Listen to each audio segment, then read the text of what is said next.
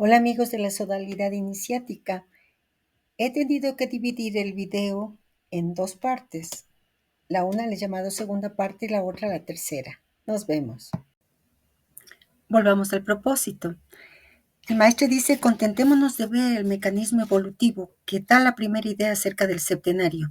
3 más 4 igual 7. Y este mecanismo evolutivo tiene 3, la Trinidad, como vimos en el árbol sefirótico, Keter, Joshma, Binah. Y 4, lo manifestado, la segunda G, la materia. Y continúa, he aquí en fin nuestra cruz y pasemos por encima de los comentarios posibles acerca del célebre cuaternario. 4 estaciones, 4 estados de la materia, etc. Como por encima de todo el simbolismo de la cruz misma, crucifixión del espíritu sobre la materia, emblema de reunión, etc. Recordemos, sin embargo, las 4 edades e insistamos un poco sobre los 4 modos de escritura de la raza humana. La escritura género Bustrophodon de los primeros iniciados de África iba de abajo hacia arriba. La escritura china de arriba hacia abajo, la manera semítica de derecha hacia la izquierda, y para terminar nuestra manera de escribir de izquierda a derecha. En el gran mensaje 3, el maestro nos habla a propósito del Bustrophodon de las 4 modalidades de la energía cósmica. Escuchemos. Los 4 brazos de la cruz son las 4 modalidades de la energía cósmica. El emblema acuariano se presenta semejante en parte a una cruz de Malta, brazos iguales pero ampliándose en las extremidades, lo que indica una mayor facilidad para captar las fuerzas superiores de lo exterior para conducirlos hacia su centro. Además de los 4 elementos, fuego, tierra, aire, agua, contra los cuales el ser humano debe luchar. Estos brazos de la cruz representan también los 4 estados de la materia, sólido, líquido, gaseoso e ígneo o luminoso, que son también elementos indispensables al hombre para vivir. Es fácilmente observable que la humanidad también evoluciona según este mismo ritmo por etapas que marcan las colectividades y no ignoramos estos periodos de decadencia y de renacimiento en los pueblos. Como siempre, amigos, les voy a recomendar que vayan a los textos. Tomo la parte que mi alma considera que es lo que nos va a aclarar el tema, pero no necesariamente es todo. Cada uno de nosotros recurriendo a los textos, recordando que seguimos una vía iniciática y que esta vía iniciática es activa, vamos a encontrar aquello que nos corresponde de acuerdo a nuestras circunstancias y a nuestro trabajo interior. Volvamos al propósito. Dice, estas 4 técnicas de la expresión gráfica vienen a atestiguar una vez más que, de hecho, el cuaternario no está simbolizado por el 4, sino por el 2 al cuadrado, como norte y sur, este y oeste. El maestro insiste sobre esta ley de las modalidades de energía cósmica. Es una ley y rige todo. Para que podamos ver que 4 no es igual a 2 más 2 o 2 por 2. La ley de la polaridad, que ya hemos visto antes en otros momentos de la obra, nos dice que 2 elementos se hallan unidos por un eje, conformando una unidad, como norte-sur. No puedo entender el norte si no logro comprender el sur. Son una unidad, así como no puedo comprender el este si no comprendo el oeste. Sigamos con la enseñanza del propósito. Si proseguimos el pequeño análisis del 1 al 4, para que sea de una manera explícita, encontraremos que lo explicado sumariamente en este pequeño símbolo da nacimiento a una enseñanza profunda. Si superponemos un triángulo invertido al triángulo central, siguiendo una prolongación lineal después de haber cambiado los 3 yods, podremos inscribir el sello de Salomón, 2 triángulos entrelazados. Continuando nuestro trazo de una línea que va hacia todos los ángulos de esta estrella de 6 ramas o puntas hasta la circunferencia, tendremos 12 puntos de intersección sobre nuestro círculo, lo cual representará la banda zodiacal. Recordemos rápidamente los 12 signos con el astro que los gobierna. Y bueno, para este pequeño trabajo, cuyas instrucciones están siendo dadas por el maestro, tomemos el sello Salomón que está en el propósito. mismo, ¿verdad? Y si hacemos esa prolongación, efectivamente nosotros vamos a encontrar la ronda zodiacal. Nosotros vemos que así como las letras del tetragramatón ocultan la yud, el sello de Salomón oculta la banda zodiacal con sus signos y regentes. Pero la pregunta sería, ¿por qué no nos muestra esto? A propósito de nuestra alma, que, como siempre, insiste sobre las modalidades de la energía cósmica. Tenemos que verla. Lo hemos dicho anteriormente, para los astrólogos los 12 signos del zodiaco realmente son 6, dicen ellos, porque conforman dualidades. Si nosotros decimos Acuario, así como decimos que el norte no puede ser comprendido si no entendemos el sur, pues Acuario y Leo conforman esa unidad y son complementarios. Los astrólogos inclusive dicen que la parte oscura de Acuario puede ser resuelta por la parte luminosa de Leo y viceversa, y así cada par de signos. Esta ley de la polaridad permite comprender la ley de la correspondencia. Es lo que nos posibilita ver las relaciones entre los grados de la gran fraternidad universal y los plexos o chakras, como se dice en sánscrito. Esos plexos que el trabajo del yogi está planteando que es necesario iluminar. Bueno, vayamos a esa ronda zodiacal. Ya sabemos que empieza con Aries y está gobernado por Marte. Luego está Tauro, regentado por Venus. Géminis domicilia Mercurio. Cáncer, regido por la Luna, una de las luminarias. Sol, regido por Leo, la otra luminaria. Luego tenemos a Virgo, que es la segunda residencia de Mercurio. Después Libra, que es el segundo domicilio de Venus. Escorpión, regido por Marte, pero desde que se descubrieron los 3 nuevos planetas, está regido por Plutón. Aunque la ciencia dice que no es un planeta, sin embargo, para la astrología, la comprensión de Plutón es básico y es considerado como un planeta transpersonal. Y no olvidemos lo que nos señaló Guénon.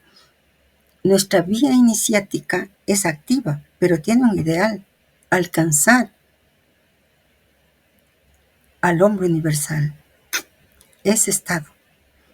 Por lo tanto, Plutón, Neptuno y Urano juegan un papel trascendental en ese trabajo. Los transpersonales son vitales en ese trabajo de transmutación.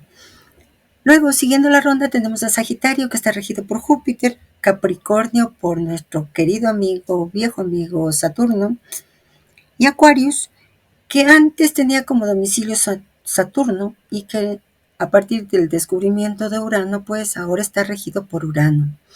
Recordemos, estamos en la era de Acuario, su regente Urano, otro transpersonal poderosísimo.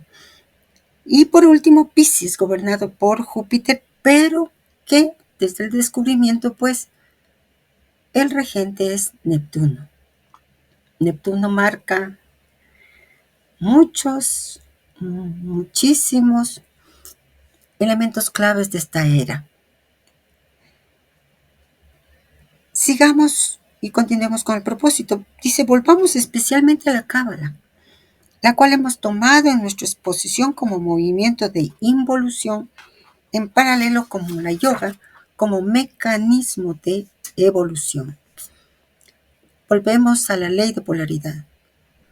Se dice que la involuciona el espíritu, es decir, de arriba a abajo, y evoluciona pues nosotros, que somos energía materia, de abajo hacia arriba.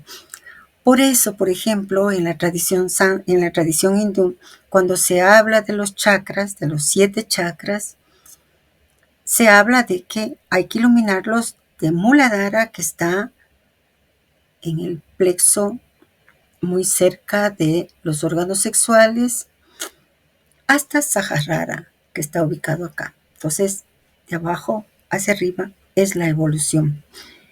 Es por una parte el aliento de Dios que desciende a través de los diferentes planos, simbolizado esto por el árbol de la vida, llamado principalmente el árbol sefirótico. Por la otra parte, con ayuda del método yoga, veremos cómo la potencia vital se remonta a través del hombre hasta reunirse de nuevo con la conciencia universal. La tradición hebraica hace pasar la manifestación divina en los cuatro mundos, atsilútico, del cual el hombre ha sacado su principio espiritual, beriático, su principio psicológico, y etzirático, del cual el hombre tiene su principio patético, y asiático, principio instintivo. Igualmente, el hombre, según esta teoría, tiene cuatro vehículos: Hayaj, órgano espiritual; Ruach, cuerpo sentimental; Nefesh, físico-psíquico; y Neshamak, órgano intelectual lógico. Remarquemos que estos cuatro mundos se reparten el árbol sefirótico en 7 pisos, que pueden ponerse en paralelo con los 7 centros nervios fluídicos, chakras del yogi. El Atzilut emanativo, que comprende los 3 primeros céfiros en 2 pisos. El Beriat creativo, otros 4 céfiros con 2 pisos. El Yetzirah formativo, otros 3 céfiros en 2 pisos. Y el Asiag, acción, el último céfiro. Bajo la Ein Sof, el absoluto, se presenta la cima del árbol de la vida con Keter, la corona. A continuación, Hoshma, la sabiduría, y Binah, la inteligencia, como 2 ángulos de la base de un triángulo. Más abajo de estos 3 céfiros y en el mismo plano, Gesed, la clemencia o misericordia, y Gebura, llamado a veces Pechat, el rigor o el temor. En fin, en medio y más abajo, Tiferet, la belleza, nombrada a veces el esposo. De nuevo, sobre un mismo plano, más abajo está Nisak, la victoria, y Jod, el esplendor, llamado a veces el honor. Abajo en el centro viene Yesod, la base o la fundación, y bajo está Malkut, el reino, llamado con frecuencia la esposa. Aparte de un eje central y signos exteriores, existen caminos diagonales trazados para unir estos 10 céfiros entre sí mediante 32 vías, llamadas de la sabiduría, pues de todas formas estas diferencias son, bien entendida, una y la misma cosa. Mario Saban nos ha transmitido la enseñanza que nos permite comprender y realizar en nosotros el árbol de la vida. Sus gráficos realmente nos permiten ver aquello de que dentro de Briag, la dimensión de la creación, está Yetzirah, la dimensión de la formación, y Asiak, dimensión de la acción de la materia. Les recomiendo, escuchen, como creo dije antes, sus 2 videos que están en YouTube sobre el seminario de la Cábala. Ahí hay más elementos que pueden ayudarnos inclusive a la comprensión de todo lo que se está señalando en la obra y lo que nos corresponde a cada uno. En relación con estos 10 céfiros, continúa en la Cábala, se pueden poner los 10 céfiros esplendores de los hindúes como sigue.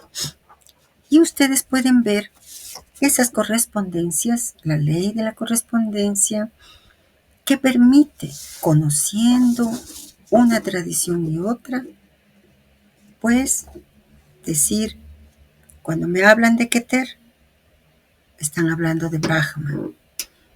Cuando me hablan de Hoshma, de Vishnu, etc.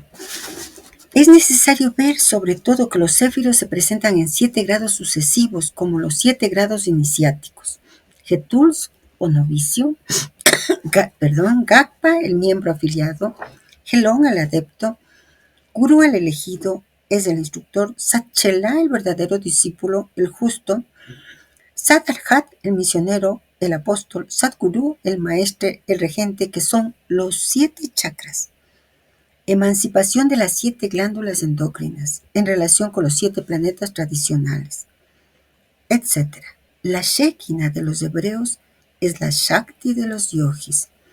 Ruach, Nefesh, Neshama son las canalizaciones llamadas en sánscrito Sushuma, Pingala, Ida, hasta la In, del cual hacen los hindúes el Adi.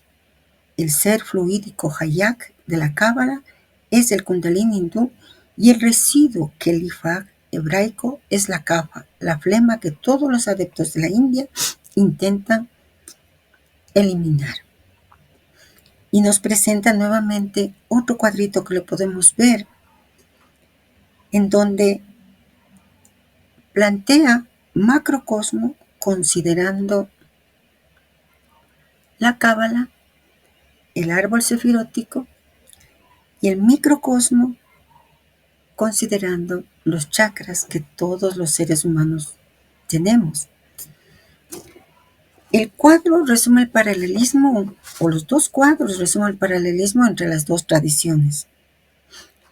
El conocimiento entregado por Mario Saban y René Guénon nos permite realmente aprenderlos. Por lo tanto, es importantísimo detenernos en ellos. Los planetas y las dos luminarias regentes de cada signo se muestran en correspondencia, y por eso se nos dijo un poco antes, con los grados establecidos en la Gran Fraternidad Universal, esa organización que fue creada por San Renaud de la Ferrière y que tuvo como sede Venezuela. Y los plexos o chakras. Así, Muladhara está simbolizado por Saturno, Svadhisthana con Júpiter, etc. Y a eso, pues, se está hablando de esos grados iniciáticos. Nosotros podemos ver Malkut, ¿cuál es el grado? Geturus. Saturno, el planeta regente, y el chakra Muladhara. Ahora, nosotros vemos que todo esto está obedeciendo a la ley de correspondencia y a las modalidades de la energía cósmica.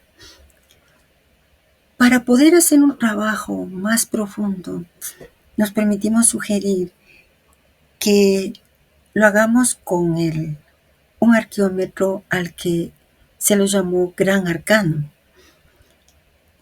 Realmente nosotros nunca pudimos encontrar el Gran Arcano, cuál era su fuente, excepto en el único libro que se puede encontrar es en un libro de Eliphas Levi, que se llama La clave de los grandes misterios. Sus secretos y los niveles de correspondencia están explicitados en el Gran Mensaje 2. Vamos a ver ese dibujito del Gran Arcano y las explicaciones, no todas por supuesto, que están en el Gran Mensaje 2. Notemos un gran círculo que representa la protección mágica tradicional, que también es el conocimiento secreto que se denomina corona eclesiástica. La cruz de los elementos está representada 2 veces. Lo que está arriba es como lo de abajo, y el horizonte está muy bien delimitado, macrocosmo y microcosmo. La parte sombría demuestra nuestro universo más material, mientras no se alcance el trono de justicia, que es el grado al cual llega el adepto cuando puede escapar a las influencias habituales. Las líneas medianas forman la X, si se prefiere, la cruz de San Andrés, la letra Ki inicial de las palabras Cone, Cruzos y Cronos, el oro, el crisol y el tiempo, lo que es lo triple desconocido de la gran obra hermética. La cruz de San Andrés es el jeroglífico de las radiaciones luminosas emanadas de un centro único, reducido a su más mínima expresión. Las 2 serpientes corresponden al activo y al pasivo, al solve y coagula, a la diseminación y a la condensación, al pingala ida, análisis e intuición, a los 2 grandes principios de los luminares, a las fuerzas del día y de la noche. La espada es la vara de que habla la Biblia en el capítulo del Éxodo, que constituye sobre todo la representación de Kundalini, y en cada intersección están representados los chakras, plexos o centros neurofluídicos. Sobre el gran círculo, las cúspides marcan las 4 estrellas reales: Aldebarán, ojo del toro; Régulo, el corazón del león; Antares, el corazón del escorpión; y Fomalhaut, la boca del pez austral, así como también las 4 direcciones: ascendente, nadib, ángulo occidental y cenit. El mecanismo del gran arcano es sumamente esotérico, a tal punto que algunas logias, considerándolo como su emblema, no conocen de él sino un sentido relativo. A pesar de los deseos de la orden de aclarar todos los símbolos, en esta divulgación no les es permitido aclarar a fondo el misterio, por un motivo que conocen los iniciados, y por la misma razón de que el profano no podría comprender ciertas explicaciones sin antes haber profundizado el sentido. Demasiada luz es perjudicial. Sea como fuere, no continuamos en el terreno del esoterismo, que sería sencillamente seguir a la letra la información dada en los capítulos indicados sobre dicho símbolo: Éxodo, Nehemías, Daniel. Bueno, lo que hemos hecho es incorporar a más del gran arcano que aparece en el mensaje 2, el que aparece en el libro de Eliphas Levi, para que ustedes puedan comparar ciertas pequeñas diferencias. Les invitamos a que lean todo el capítulo del Gran Arcano. El maestro continúa con las comparaciones de los chakras, y si es que ustedes imprimen el Gran Arcano, van a poder, siguiendo las instrucciones del maestro, ubicar el macrocosmo, el microcosmos, donde está Kundalini y cada uno de los plexos y los grados iniciáticos. Entonces, hacemos un trabajo que va a reafirmar nuestro conocimiento y podemos aplicar aquello de los paralelismos, de la ley de correspondencias, la ubicación de la energía cósmica, etc. Porque en nuestra vida personal, nosotros podemos hacer correspondencias, podemos darnos cuenta dónde mismo estamos ubicados, de dónde estamos haciendo la lectura de nuestra vida y nuestras circunstancias, y lograr esa transmutación. Como les había dicho al inicio, hablando del gran arcano, es un arqueómetro. Entre paréntesis, un chismito iniciático. Lo descubrimos en la primera ronda de los propósitos psicológicos hace ya tantos años, en el siglo pasado, y no lo hemos abandonado. Realmente ha permitido hacer muchos trabajos, no solo los que están dichos en este propósito y en el gran mensaje 2, porque un arqueómetro es justamente eso, un instrumento que nos permite realizar esas correspondencias. Recordemos aquello que se nos dice: este símbolo es todavía mucho más completo, pero como hemos dicho, no se trata aquí sino de algunas explicaciones superficiales con el objeto de no revelar el secreto del arcano. De igual manera, ustedes se van a encontrar con una frase que el maestro señala más adelante. Muchas enseñanzas no se pueden dar sino de labio a oído y directamente de maestro a discípulo. Bueno, nos vamos a hacer muchas preguntas al respecto. Nosotros recordamos una conversación con Víctor Madrid. Él solía comentar que el maestro se convierte en maestro y empieza a hablar en el oído al discípulo que escucha, que realiza, que va construyendo una experiencia personal. Y nosotros nos podemos preguntar, pero ¿y si ya tengo cierta edad? Ya he construido una experiencia personal. Pues todo este conocimiento nos permite construir inclusive lo de antes, el gran mandala de nuestra vida. Y claro, los hechos no van a cambiar, por supuesto. Nací en tal lugar, en tal fecha, a tal hora, soy hija de, hijo de, pero desde el propósito 1 hay muchísimos cambios. Lo que sí va a cambiar es nuestra lectura de esos hechos. A lo mejor una ruptura tremendamente dolorosa porque lo leímos desde los hechos mismos, se convierte en uno de los grados que se está describiendo en el Gran Arcano. ¿Quién sabe? La única posibilidad de saberlo es nosotros mismos, si hacemos este ejercicio.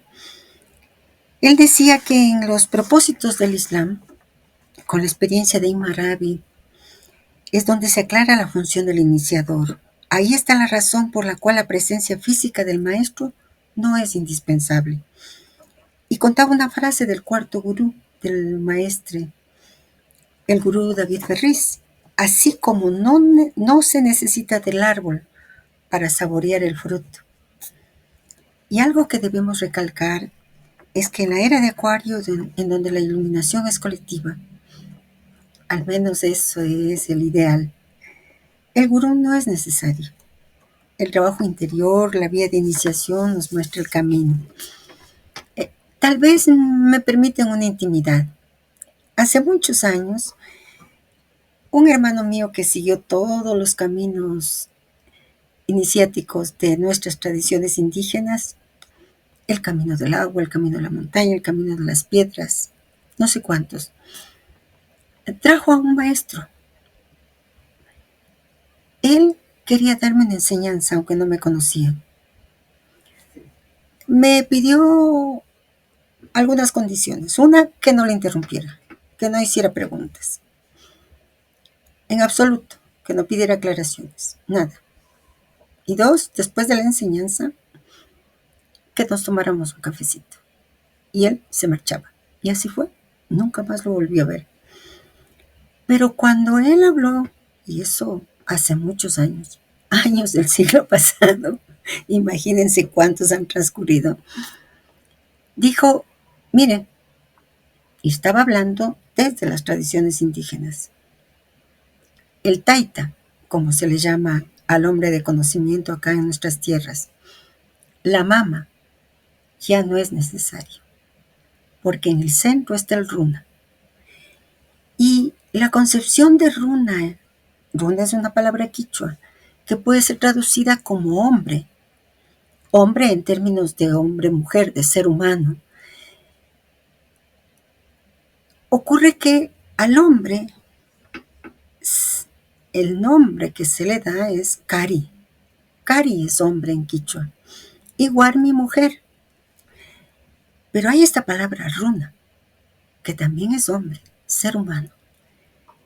Y es el que ha conquistado, el que se ha liberado. Ese ya no necesita ni taita cuna ni mama cuna. Y la era que se inicia, aunque él no la llamara era de Acuario, él le llamó el nuevo Pachacútec,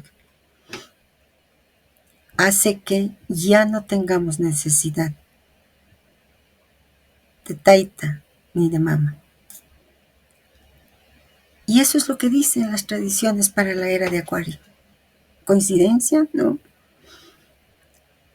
Lo sagrado ha hablado en todas las partes de esta madre tierra.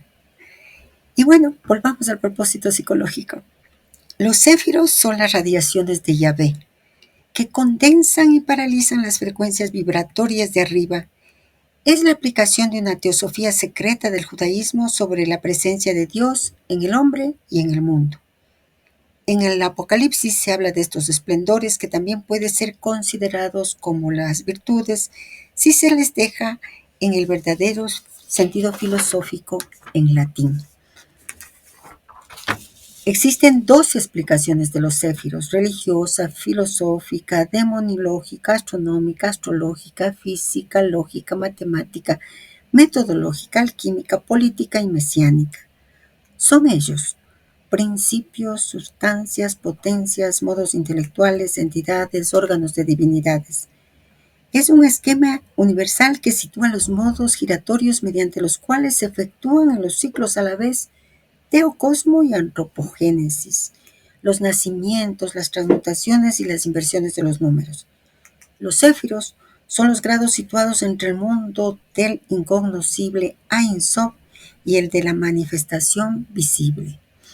El sistema yoga se apoya enteramente sobre la investigación del equilibrio perfecto, el estado de paz, mientras que la cábala da a comprender nuestra ubicación justa en este mundo como el medio de realizar en mística el estado de beatitud. La yoga enseña a sus alumnos a trabajarse ellos mismos. La santa tradición hebraica es una teoría que permite realizar. El sistema yoga es una realización práctica. El principio divino que anima a todo ser y todas las cosas, a fuerza de materializarse en las esferas de bajas vibraciones, es muy poco realizable en el plano físico. El espermateo, como San Juan y San Justino han calificado al verbo divino, se derrama en todo momento. Y este vocablo, a veces definido por el término griego logos espermáticos, prueba que la mística pura no ha rechazado nunca el simbolismo sexual. Desde este momento un camino está abierto a los que pueden comprender el mecanismo que les llevará dentro de la pureza. Para el puro, todo es puro. Para el santo, todo es santo. Y los iniciados han probado que las disciplinas tenían una importancia relativa solamente y al principio de un sistema que permitía alcanzar después un dominio, donde los métodos no tenían ningún valor. Bueno, todo lo que nos dice él podemos nosotros clarificar más, ligando entre lo que se está diciendo acá en el propósito y lo que Mario Sabán nos ha explicado, sobre todo sus gráficos. Y el maestro está utilizando dos términos, espermateo y logos espermático, que hacen alusión al simbolismo sexual. ¿Recuerda cuando hablamos de Ojas Shakti Yoga en el propósito 1? Y que hicimos alusión a un comentario de nuestro amigo Víctor Madrid, cuando nos dijo, Ojas Shakti Yoga está unido a conocimiento. No olvidemos, esta yoga no tiene que ver con prácticas sexuales explícitas, tiene que ver con conocimiento. Por lo tanto, nosotros podemos extender esta comprensión a estos dos términos y detenernos en un aspecto importante. El espermateo, el logos espermático, nos dicen que se derrama en todo momento. Y este conocimiento lo relacionan con la pureza. El chakra de la pureza es Vishuddha, el del plexo faríngeo, y que los grados iniciáticos corresponde a Satchela. Ustedes pueden comprobarlo haciendo ese trabajito con el gran arcano. Todo lo que está más allá del grado de gurú, y gurú significa maestro, fijémonos en el gran arcano que elaboremos con las correspondencias. Tiene el prefijo sat. Satchela es dejar la personalidad, dejar de creer en lo que nos estorba. Sat, como raíz, tiene que ver con la esencia de las cosas. Y como Mario Sabán dice en alguna parte de sus charlas, todos debemos estar conscientes de que tenemos un constructo mental. Sí, todos manejamos un constructo mental. Pero manejar un constructo mental y estar consciente de ello no significa que sigamos convencidos de que tenemos la verdad.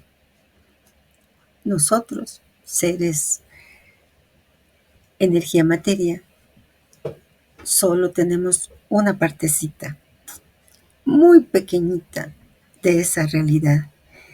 Entonces, esa posibilidad es justamente el trabajar con nuestros chakras, el darnos cuenta de dónde estamos mirando esa realidad.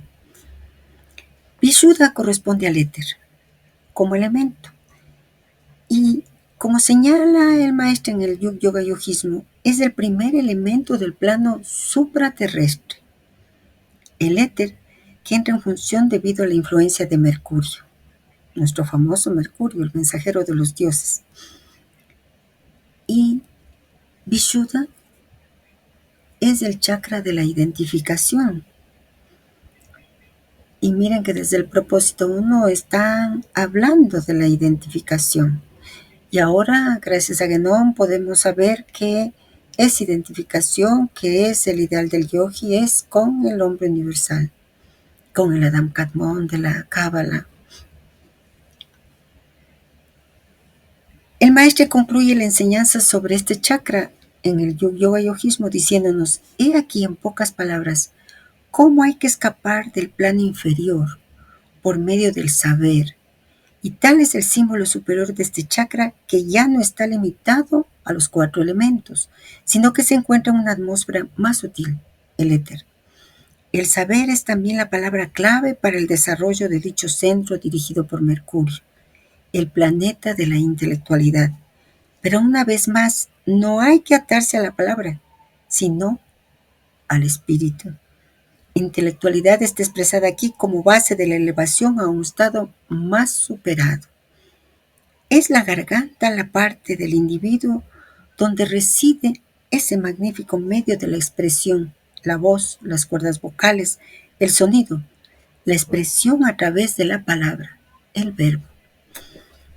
Si los símbolos sexuales nos llevan al conocimiento y a la palabra saber del axioma hermético, complementemos todo esto con una enseñanza de la Cábala que transmite Mario Sabán en la tercera sesión del seminario que hemos mentado. Pasemos al árbol de la vida. Empecemos por el término séfira, dimensión.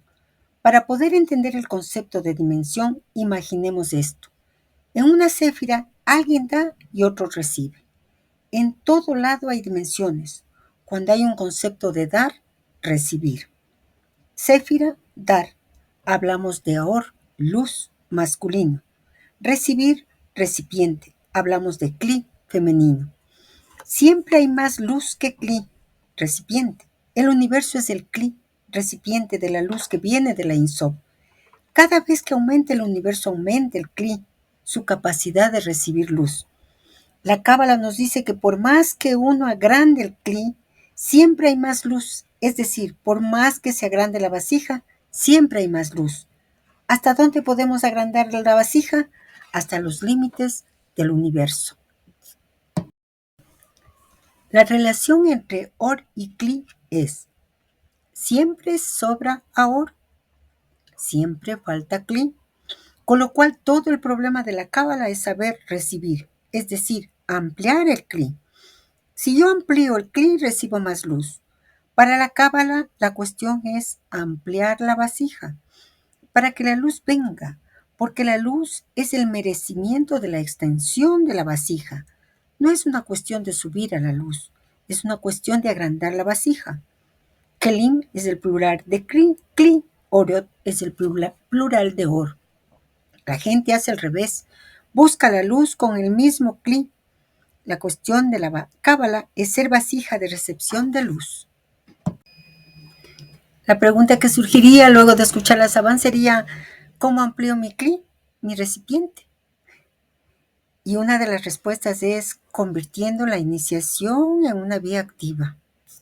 Para ello, como dice nuestro amigo Guénon, es al individuo a quien pertenece la iniciativa de una realización que perseguirá metódicamente, bajo un control riguroso e incesante, y que deberá llevarla normalmente a rebasar las posibilidades mismas del individuo como tal.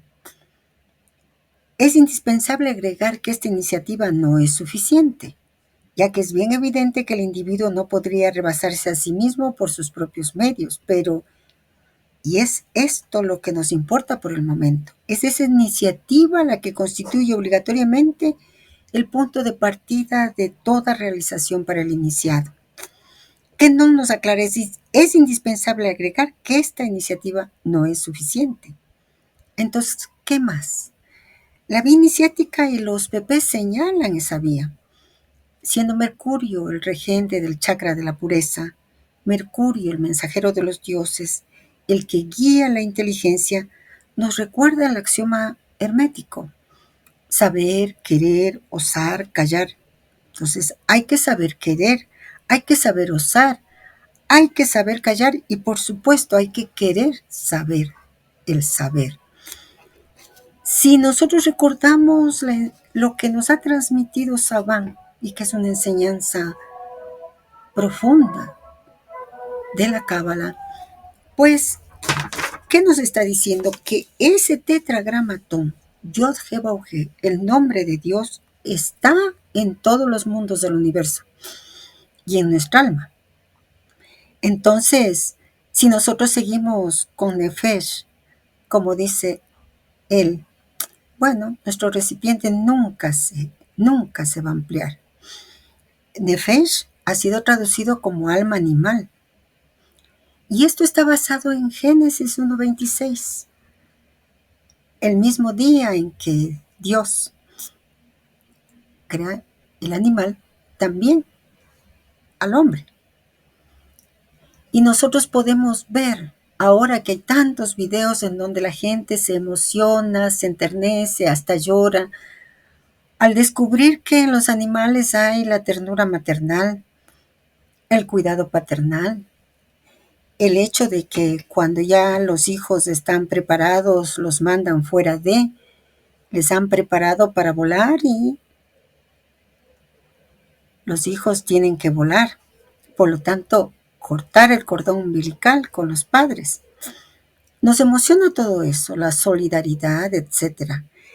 Pero a más de esa emoción, nosotros podríamos reconocer cuántos de nuestras emociones, de nuestros sentimientos, de nuestros estímulos y nuestras respuestas están ligadas a esa alma animal. Preciosa también, pero terrible también. Entonces, el primer trabajo parece ser que es con esa almita animal. ¿Qué de mis respuestas, qué de mis lecturas, qué de mis constructos mentales obedecen a esa alma animal? Y lo que es más, se han quedado en ese nivel. Vean ustedes cómo si unimos todos los elementos, nosotros podríamos decir, como dice Saban, la gente hace al revés, busca la luz con el mismo recipiente. La cuestión de la cábala es ser vasija de recepción de la luz. Y para recibir más luz, la cábala nos está diciendo que hay que ampliar el recipiente. Y nuestro recipiente, de acuerdo a esta enseñanza, y si la traducimos a la tradición sánscrita, estamos hablando de Muladhara Saharara. Y acá, de Nefesh a Yéhida. Por lo tanto, hay un trabajo y hay un camino que recorrer. Hagámoslo.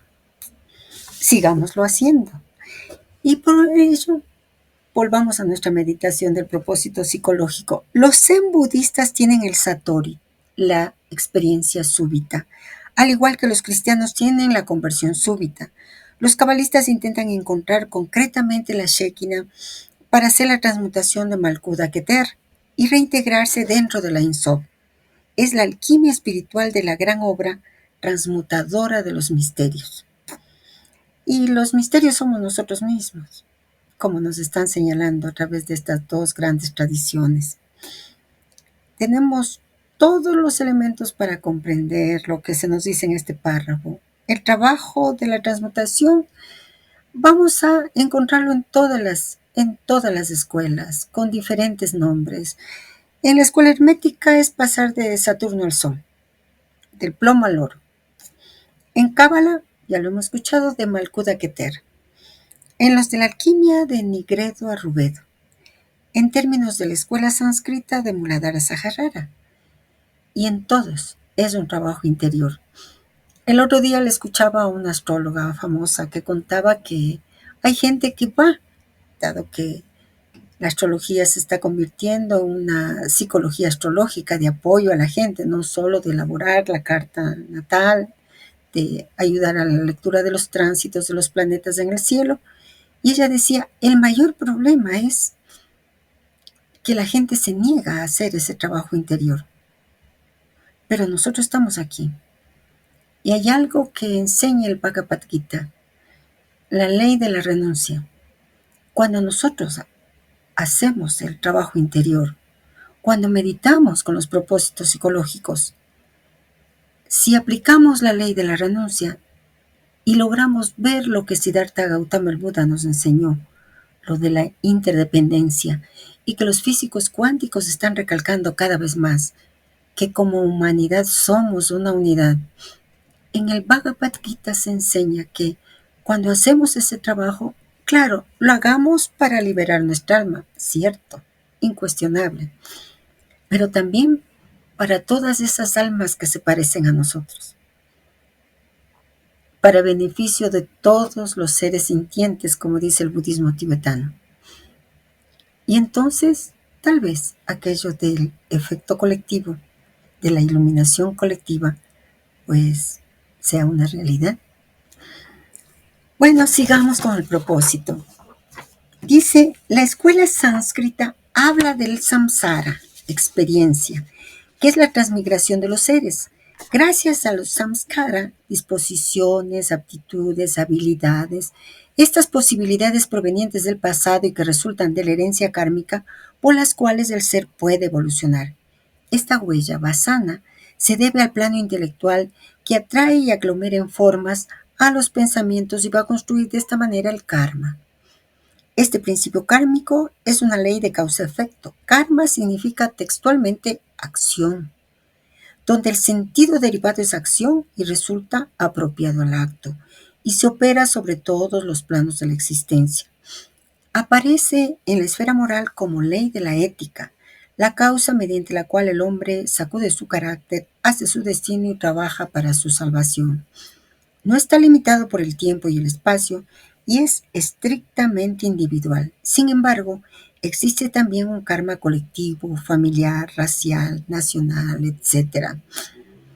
Veamos el dibujito de alguien que simboliza justamente todo lo que se nos está diciendo. La rueda del devenir.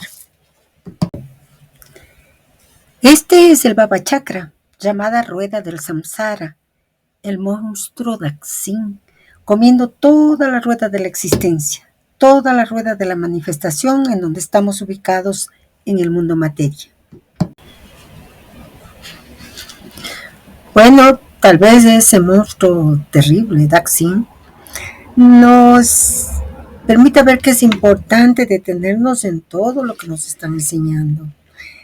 Y probablemente porque karma se ha vuelto una palabra popular de la cual se ha perdido el sentido original. La escuchamos en cualquier contexto que la ubica, por así decirlo, fuera de contexto. Karma es lo que en Occidente se conoce como la ley de causa y efecto. Todo tiene su causa y efectos que se producen por lo que pensamos, por lo que hacemos o no hacemos, por lo que decimos o no decimos, decisiones que tomamos consciente o inconscientemente. Y confundimos muchas veces las causas con los efectos y viceversa. Cuando en este mundo material la ley de causa y efecto es lo que rige. Y debemos comprenderla y asumirla. Pongamos un ejemplo. Por circunstancias de la vida alguien toma la decisión de seguir una carrera profesional X, que no le gusta, que nunca le gustó, y trabaja en eso. Recordemos la lucha por la vida, hay que trabajar. Pero su trabajo lo hace de una manera, digamos que con molestia. Yo que quise hacer esto y no lo logré. 10,000 excusas. Cuando la ley de causa y efecto nos tendría a nosotros que hacer pensar y asumir muy bien. Tomé esa decisión por cualquier causa, por cualquier situación que se dio. El efecto es que tengo esa profesión y que estoy trabajando en el área profesional. ¿Cómo me libero de esa carga, de esa almita animal que me está diciendo y que me está justificando mis actitudes y mis posturas de queja, de mediocridad frente al trabajo, de esto no me gusta y haciéndome esclavo de los gustos? Pues la única posibilidad que tengo es asumir el presente con responsabilidad. Pongamos otro ejemplo. Encuentro un camino espiritual y comprendo, entre comillas, que ese camino espiritual me lleva a la soledad. Quiero retirarme del mundo. Tomo literal las palabras y las enseñanzas de los libros o del gurú o del maestro que he encontrado. Pero ocurre que me casé hace unos cuantos años atrás. Tengo esposa o esposo y tengo hijos. Y ningún camino espiritual verdadero me pide abandonar nada, excepto aquello que está de más, aquello que no me pertenece. Ocurre que inconsciente o conscientemente me casé, o me arrejunté, o me uní, como quiera llamarse. Y consciente o inconsciente, decidí tener hijos. Pues el camino espiritual lo que me plantea es que asuma con responsabilidad, con mayúsculas, esa situación, esa circunstancia.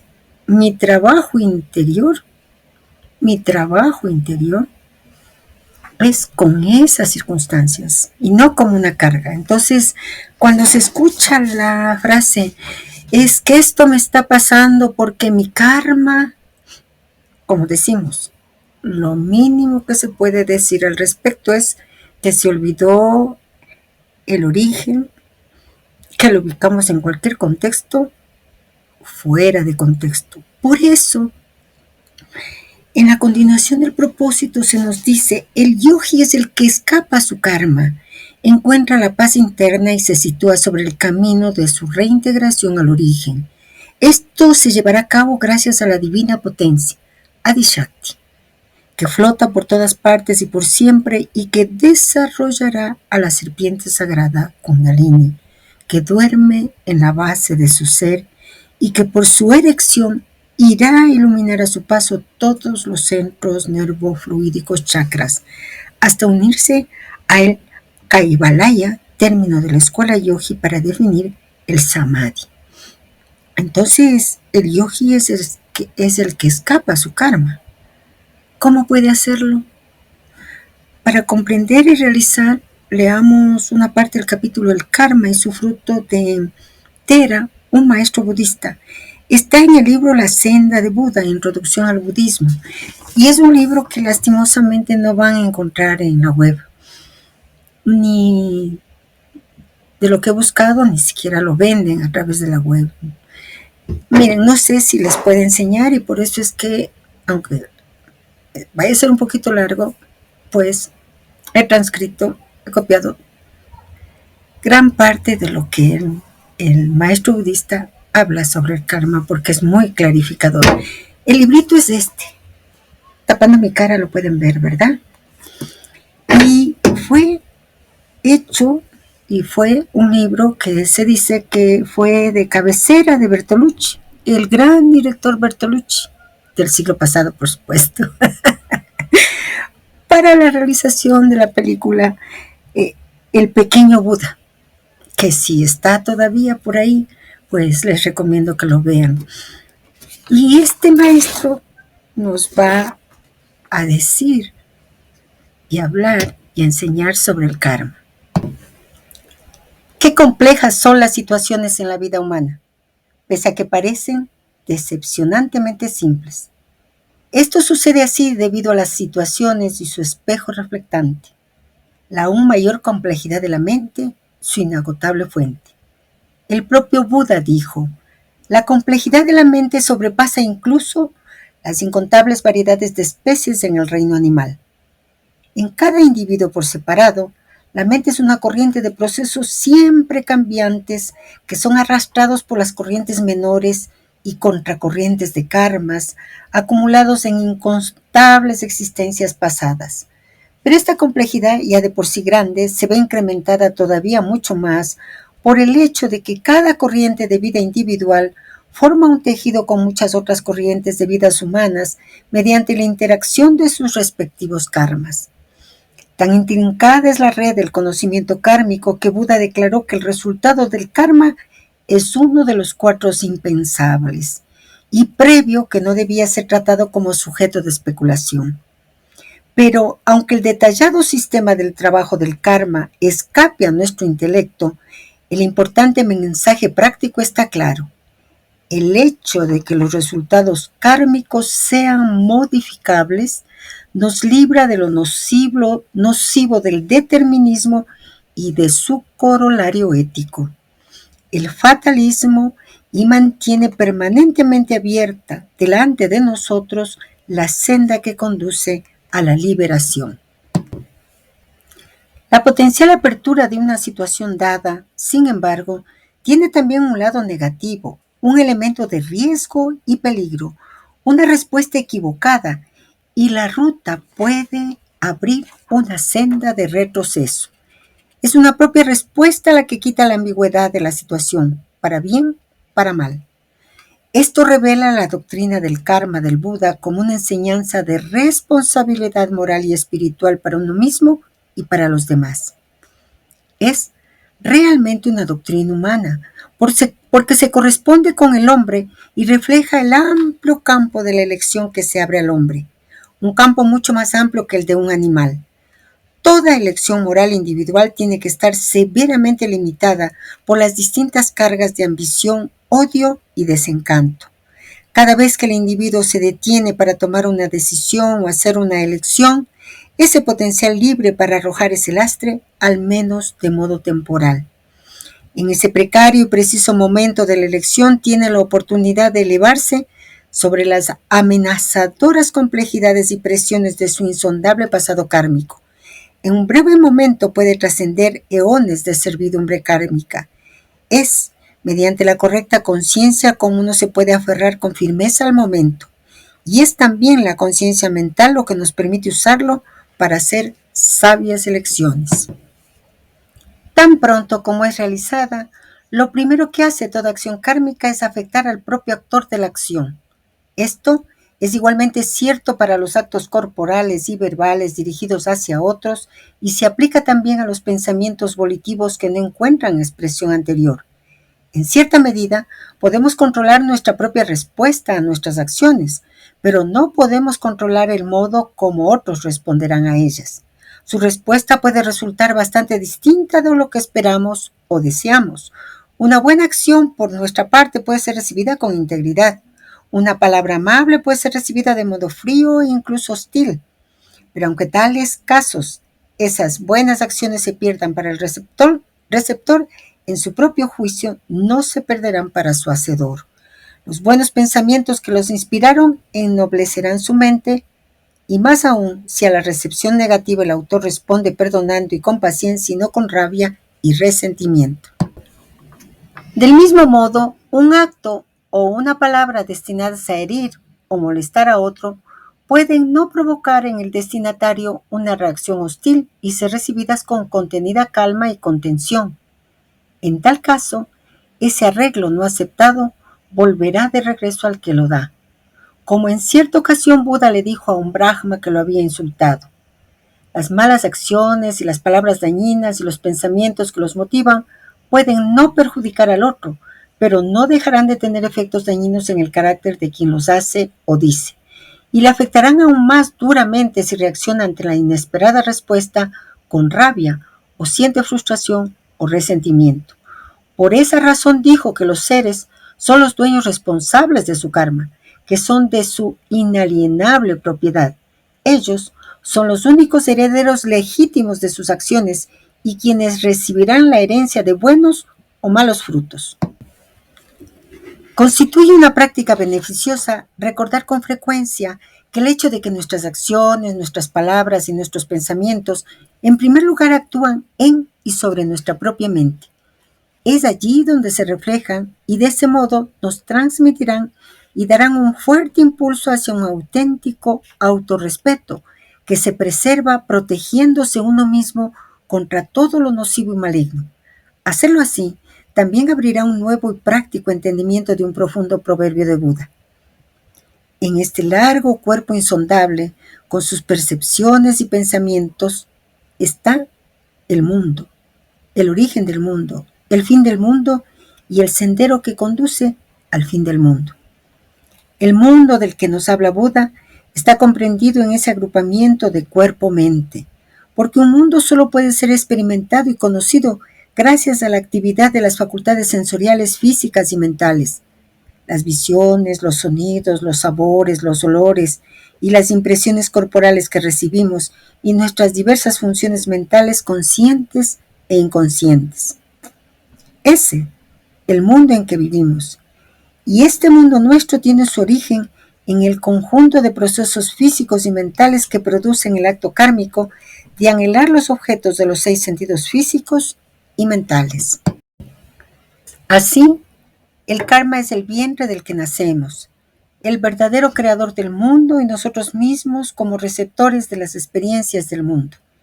Y, mediante nuestros actos kármicos, en hechos, palabras y pensamientos, nos comprometemos continuamente en la construcción y reconstrucción de este mundo y de otros mundos más allá. Hasta nuestras buenas acciones, en tanto que están bajo la influencia del deseo, la vanidad y la ignorancia, contribuyen a la creación y preservación de este mundo de sufrimiento. La rueda de la vida es una noria sin fin que gira continuamente y no lleva a ninguna parte, puesta en movimiento continuo por el karma, principalmente por sus 3 raíces nocivas: ambición, odio y engaño. Caminando en una noria no se puede llegar al fin del mundo, puesto que solo crea una ilusión de progreso. Únicamente si cesamos en este vano esfuerzo es como puede ser alcanzado el fin. Es mediante la eliminación de la ambición, odio y del engaño como llega a su fin la concentración del karma. Y esto, a su vez, solo puede suceder en el mismo complejo global de cuerpo-mente, donde se originan el sufrimiento y sus causas. El mensaje esperanzador de la tercera noble verdad nos dice que podemos dejar la cansada ronda del esfuerzo vano y de la aflicción. Si pese a nuestro conocimiento de esa posibilidad de dejarlo, seguimos caminando por la noria sin fin de la vida, eso se debe a una antigua adicción difícil de romper, al hábito profundamente arraigado de aferrarse a las nociones de yo, mí y mío. Pero también aquí existe otro mensaje de esperanza en la cuarta noble verdad con su camino óctuple, la terapia que puede curar esa adicción y conducirnos al cese final del sufrimiento. Y todo lo que se requiere para esa terapia puede encontrarse en nuestro cuerpo y nuestra mente. El apropiado tratamiento comienza con la recta comprensión de la verdadera naturaleza del karma y con ello de nuestra situación en el mundo. Esta comprensión nos facilitará una poderosa motivación para asegurarnos la prevalencia de un buen karma en nuestra vida. A medida que profundiza y ve la condición humana con mayor claridad, ese mismo entendimiento se convertirá en un estímulo para romper las cadenas de la servidumbre kármica. Nos esforzará a esforzarnos diligentemente a lo largo del camino y a dedicar nuestras acciones y sus frutos al resultado final más importante de la acción, a la liberación final de uno mismo y de todos los seres sensitivos. Meditar sobre la enseñanza del maestro budista es clave. No hay otra posibilidad sino, como él mismo señala, de comprender la ley kármica y de poder aplicar en cada uno de nosotros, en nuestras vidas, en nuestras circunstancias, ese cómo hacerlo y para qué, que él explica así de manera clara, sencilla. Volvamos al propósito psicológico, pero antes de ello preguntémonos por qué se menciona al yogi como el que puede escapar de su karma. El maestro ha señalado en el propósito 1, recordémosle, que todo el trabajo y la disciplina constante del adepto consisten en sobrepasarse hasta alcanzar este estado supranormal. Así también ha recalcado que el yogi quizás se materializa a través de diferentes aspectos, pero permanece idéntico en su espíritu porque basta al yogi realizar la unidad. No importa cuáles sean sus manifestaciones, solo es importante su grado de evolución espiritual, su identificación completa con el origen, con la fuente. Los aspectos de la vía iniciática están planteados en el camino del yogi, el que a través de la realización logra la identificación completa con el origen, con la fuente. Ese es nuestro trabajo. Bueno, sigamos con el propósito psicológico y no nos asustemos por las propagandas que escuchamos. Así es el mundo, ¿verdad? Dice, toda la técnica reside pues sobre el hecho de que la purificación, a fin de dejar a la corriente sagrada liberarse del centro de base, allí donde reside Prakriti, para elevarse hasta el loto de los 1000 pétalos, allí donde reside Purusha, El ser verdadero se escapará por la cima de la cabeza Brahma Rondra y es la unión de Jivatma, Jiva, universo individual, con Paratma, alma suprema. Recurramos a nuestro amigo René Guénon para considerar lo que nos están mostrando. En el Muladhara Chakra en Malkuth es donde reside Prakriti. Nuestro amigo en el capítulo 4 de su libro El hombre y su devenir en el Vedanta nos cuenta Purusha y Prakriti. Ahora debemos considerar a Purusha no ya en sí mismo, sino en relación a la manifestación, y esto nos permitirá comprender mejor después cómo puede ser considerado bajo varios aspectos, aunque es uno en realidad. Diremos pues que Purusha, para que la manifestación se produzca, debe entrar en correlación con otro principio, aunque una tal correlación sea inexistente en cuanto a su aspecto más elevado. Y aunque no haya verdaderamente otro principio, sino en un sentido relativo, que el principio supremo, pero desde que se trata de la manifestación, incluso principialmente, estamos ya en el dominio de la relatividad. El correlativo de Purusha es entonces Prakriti, la sustancia primordial indiferenciada. Es el principio pasivo que es representado como femenino, mientras que Purusha, llamado también Pumas, es el principio activo, representado como masculino. Y aunque ellos mismos permanecen por lo demás no manifestados, son los dos polos de toda manifestación. Es la unión de estos dos principios complementarios la que produce el desarrollo integral del estado individual humano, y eso en relación a cada individuo. Y es lo mismo para todos los estados manifestados del ser diferentes de este estado humano, ya que si vamos a considerar este más especialmente, importa no olvidar jamás que no es más que un estado entre los demás, y que no es únicamente en el límite de la individualidad humana, sino más bien en el límite de la totalidad de los estados manifestados en multiplicidad e indefinida, donde Purusha y Prakriti se nos aparecen como resultado, en cierto modo, de una polarización del ser principial.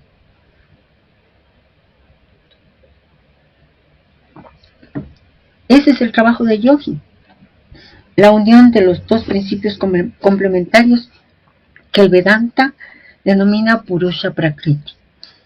Nosotros podemos completar los polos del trabajo de transmutación. Volvamos a insistir, la escuela hermética nos habla de pasar de Saturno al Sol, del plomo al oro, la cábala de Malkuth a Keter. En la alquimia nos dicen del nigredo al rubedo. En los términos de la escuela sánscrita, Muladhara Sahasrara. Y en el Vedanta nos dicen unir los dos polos del ser principal, Prakriti, Purusha. El propósito psicológico sigue. El notis auton, axioma griego, conócete a ti mismo, es muy practicado por los yogis, que utilizan sobre todo la epignosis, eje de la gnosis, conciencia unida a la sabiduría. Esta ciencia de la ciencia se agrega menos al fenómeno que al ser. Esta ciencia, nos dicen, se centra en el conocimiento superior de un objeto. Se trata de un conocimiento completo, preciso, profundo, integral, centrado, que se apodera de y penetra en un objeto. Vamos con nuestro amigo Ananda Coomaraswamy. Tanto René Guénon como Ananda Coomaraswamy son considerados como los mayores expositores del Vedanta.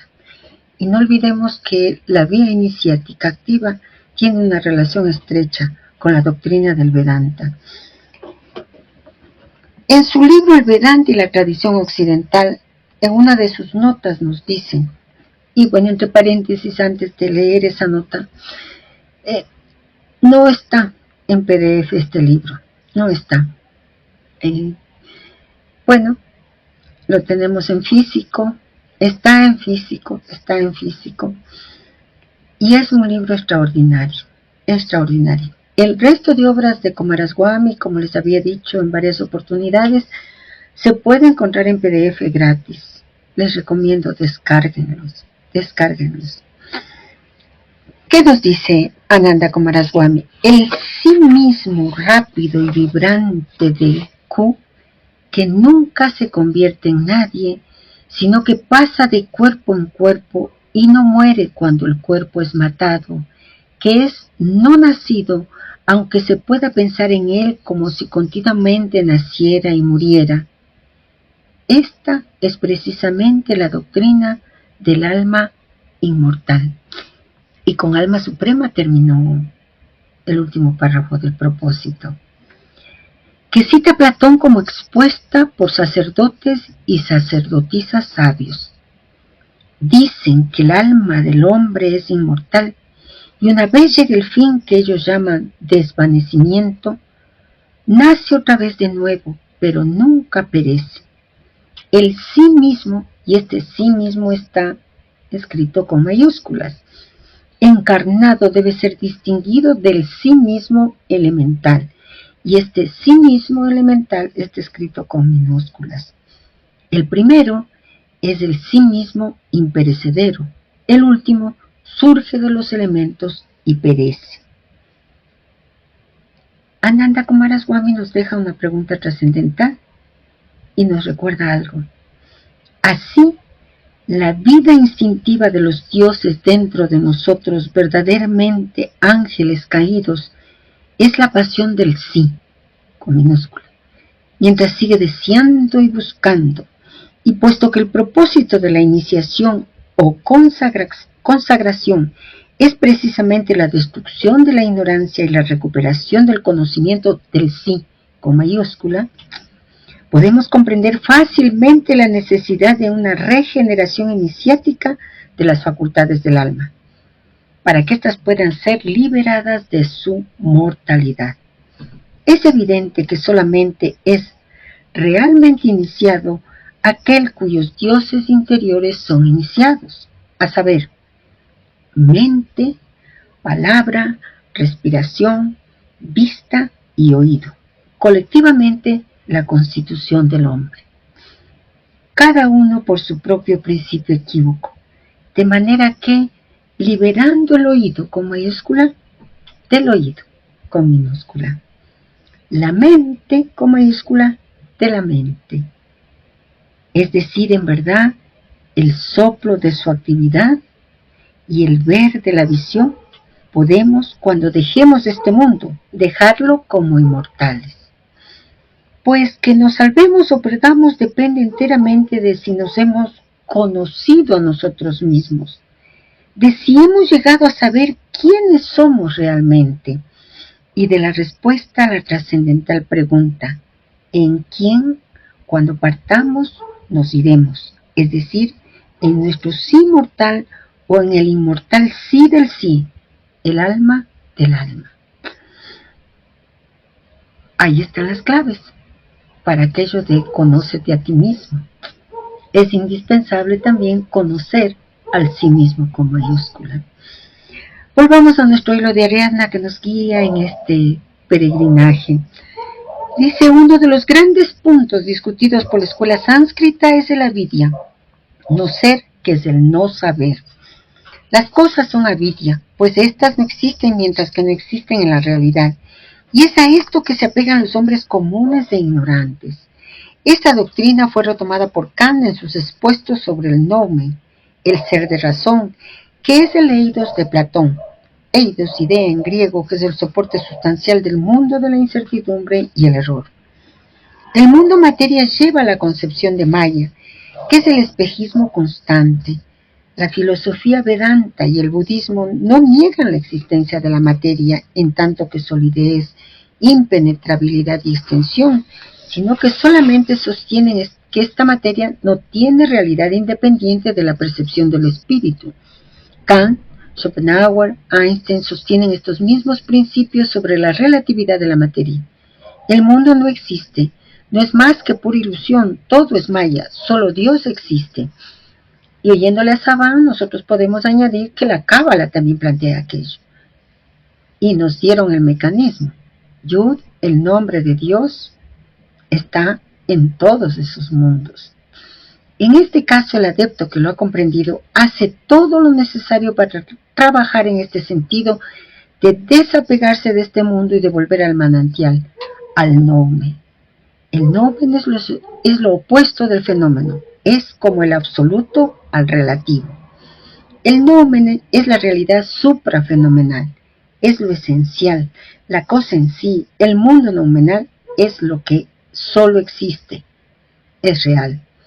A fin de no perdernos en un mundo casi desconocido para todos los que han encarnado en esta existencia terrestre, el discípulo de la yoga se desata poco a poco de los lazos físicos, del kama, dominio de los deseos y de los apegos.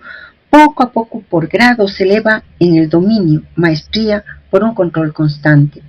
Y estos aprendices de la verdad, sucesivamente, como Ritu, Sarara, Débil, Madhyam, Medio, Adimatra superior, Adimatratma, el supremo. Según sus condiciones, posibilidades o disposiciones, seguirán su camino como asceta, intelectual, mundano, o llegando a ser por fin Paramhansa, que ha alcanzado el discernimiento supremo. El sistema yoga actúa sobre un plano físico, psíquico, para llegar al estado superior. No es un estado de éxtasis, sino en plena conciencia, reunirse en lo universal. Mediante las disciplinas del sadhaka, aspirante práctico de la yoga, elimina el kapha, flema de su organismo. Se fortifica de prana, energía vital, esencia sutil, para dejar a Kundalini en potencia.